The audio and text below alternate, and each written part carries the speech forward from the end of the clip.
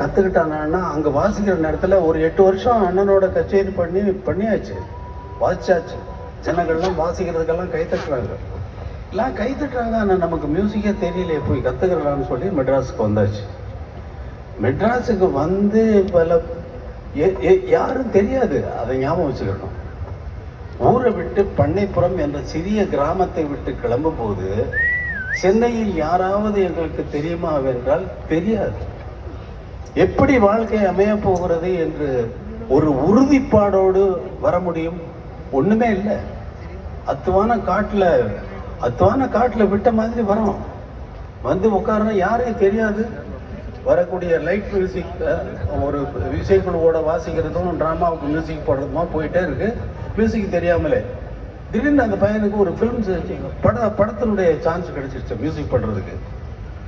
அதோட ஜிகே வெங்கடேஷ் போய் அசிஸ்டண்ட்டாக சேர்ந்துட்டான் அந்த பையன் யாரும் இல்லை, நான் தான். ஜிகே வெங்கடேஷ் அசிஸ்டண்ட்டாக சேர்ந்துட்டு மியூசிக்கை ஒரு 100 படம் 200 படம் ஆச்சு. அதுக்கப்புறம் எனக்கு ஒரு தனியாக படம் வருது.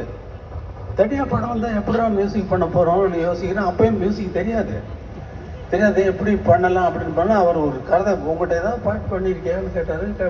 பாட்டு பாடி காட்டினா இதே வச்சு நான் ஒரு கதை பண்ணுறேன்னு சொல்லிட்டு கதை பண்ணிட்டாரு. கதை பண்ணி எனக்கு சுச்சுவேஷன் சொல்லி பாட்டெல்லாம் எழுதி கையில் கொடுத்துட்டான். பாட்டு எப்படி மியூசிக் பண்ணுறது, பாட்டு ஆர்கஸ்ட்ரேஷன்ஸ் எப்படி பண்ணுறது அப்படின்னு சொல்லி நான் யோசிக்கிறேன்.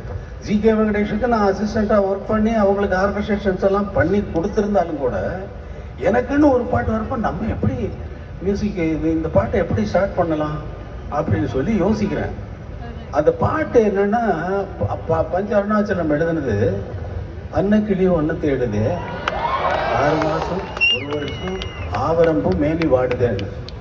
இந்த லைனை பார்த்தேன். இது வந்து ஒரு பெண்ணினுடைய ஒரு விரகதாபத்தை சொல்கிற மாதிரி இருக்கு. அதனால் இந்த பாட்டை ஸ்டார்ட் பண்ணுறது மியூசிக்கில் ஸ்டார்ட் பண்ணாமல் அந்த பொண்ணுனுடைய கற்பனையில் ஸ்டார்ட் பண்ணுற மாதிரி எது பீச்சில் நடந்துக்கிட்டு பண்ணின அந்த ஸ்டார்டிங் அது.